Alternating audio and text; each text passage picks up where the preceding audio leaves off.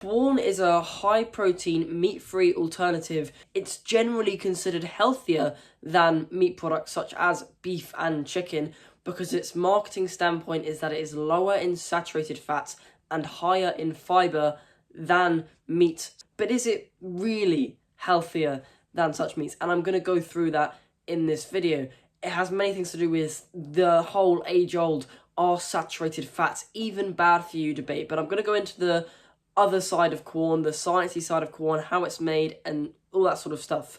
Now, hands down, Quorn is definitely environmentally friendlier than meat. Meat releases a lot of CO2 to be made, but I think this is partially because the demand for meat is so high, and this is because a lot of processed meat, such as like fast food burgers and sausages and stuff like that, I feel like that is one of the main causes of their environmental destruction that is generally seen to be caused by meat, because they have to use all these intensive farming practices which release a lot more CO2 than if the cows were just grazed and grass-fed and left to be alone and then eventually sort of taken in and slaughtered, which is what would normally happen in an environment if the only real demand for meat was in like fancier steaks, and they'd all be a lot higher quality than the kind of steaks that you currently get inside of society, because it's all in intensive farming where they're fed moldy grains and soy and stuff like that. Now, while Quorn is not processed meat, it is essentially processed mold, which I find quite funny.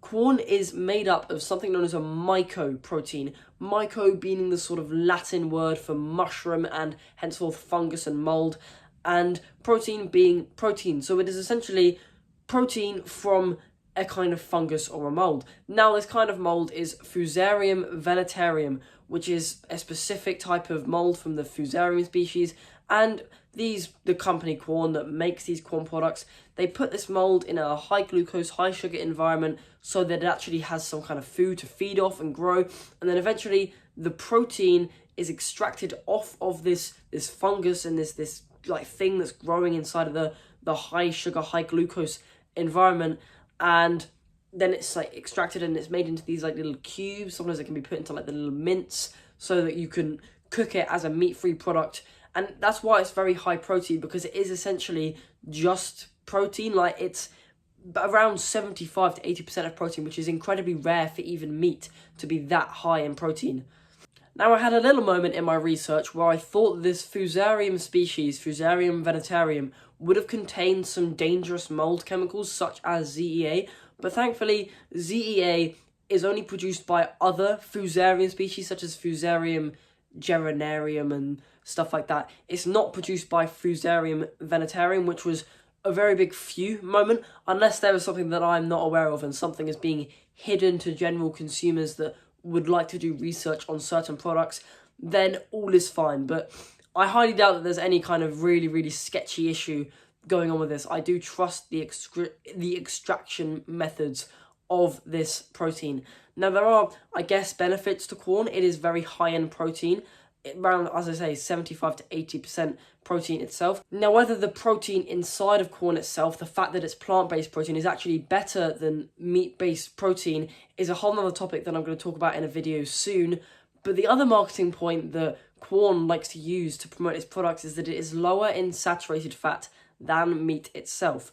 Now, the age-old debate of, are saturated fats even bad for you? And in my opinion, they are not. In my opinion, the whole consumer society has been a bit misinformed, and we've all been slightly played by people who had some personal gain by the fact that if the majority of people had the view that saturated fats were bad for them. It's a very interesting story, a very interesting situation, and I literally sat on my chair, hands behind my head, mouth wide open, thinking about how deep this story of saturated fats actually was. I knew that I had this inkling that saturated fats were definitely not as bad for you as consumer society made it out to be, but I was never like totally sure. I would always have the thing in the back of my mind that obviously the majority of people think that it's bad for them, so there's this sort of mob kind of mentality going on there, and it's hard to resist that majority. It is admittedly hard for anyone to resist the majority thought, the majority opinion that all these people are taking. But I tried to stay strong, and I thought I would do some more research on it and settle this age-old debate in my mind. So why in the current consumer society is saturated fat seen as bad for you? Now, saturated fats are seen to cause cardiovascular disease, and this is caused by LDL cholesterol and VLDL cholesterol. That is not to say that cholesterol is bad for you,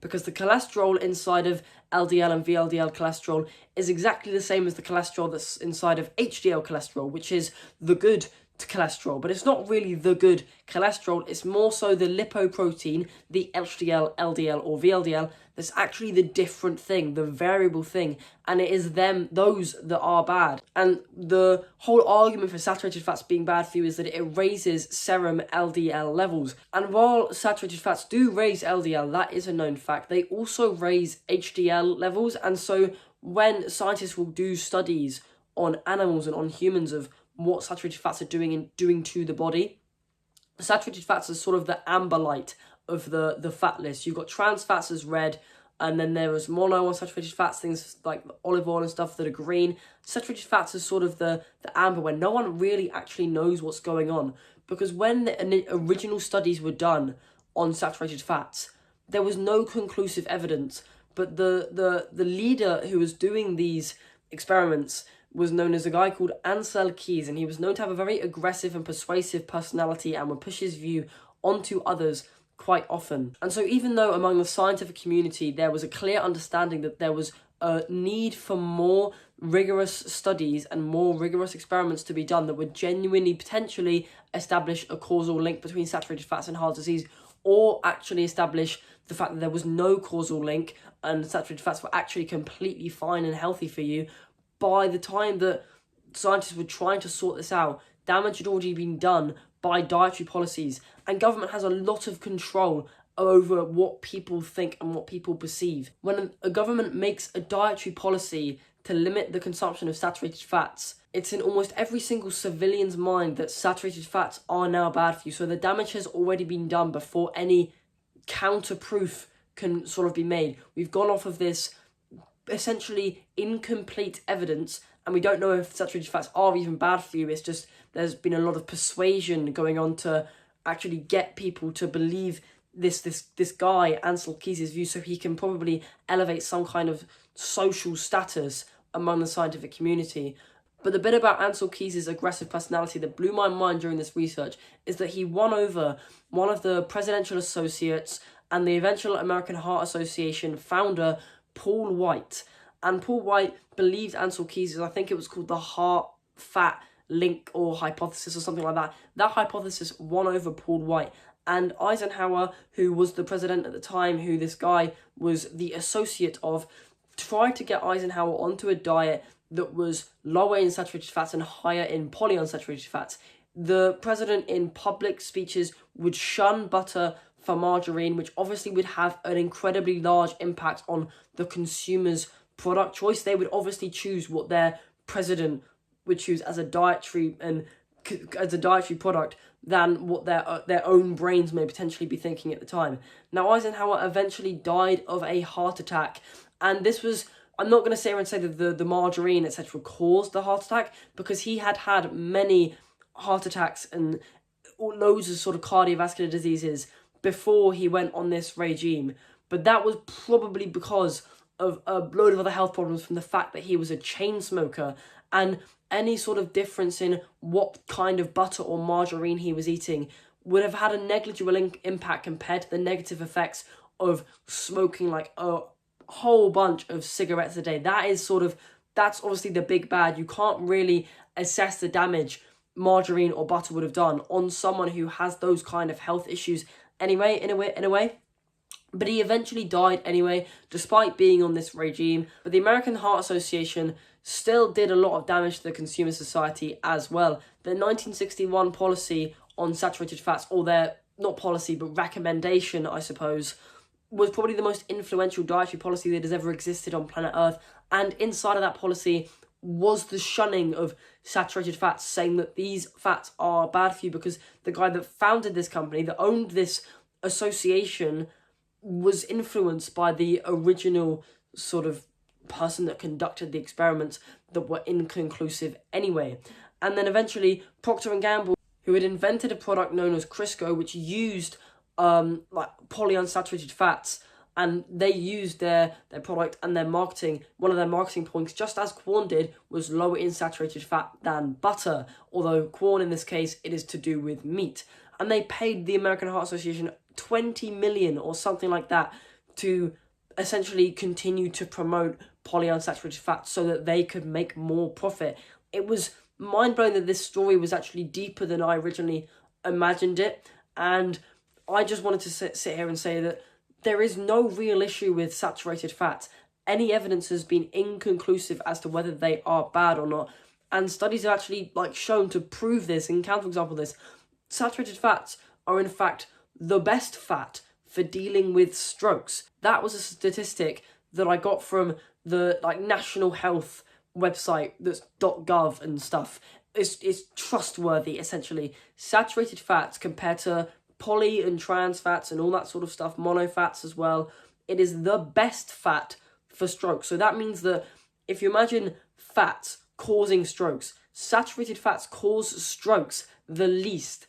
And strokes is a cardiovascular condition. I just really want to reassure you, if you're watching this video, that there is no real issue with saturated fats, because I feel like the majority of the population have genuinely been swayed and shocked by these past dietary policies that have genuinely put an ingrain into their mind that saturated fats are bad for you. If I got up on a stage and the whole world was watching and I stood there and said, would you believe that saturated fats aren't bad for you? I would probably get quite a negative response.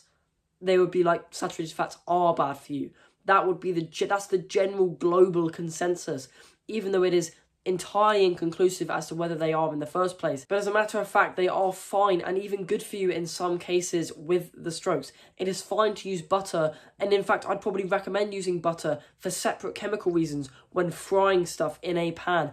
And I'd recommend using butter as it is a highly nutritious food. It has loads of nutrients in it, and fatty acids, saturated fatty acids, are a beneficial chemical. There are useful saturated fatty acids out there that the body can utilize to reduce inflammation, etc., etc. Stearic acid, a good inflammatory reducer.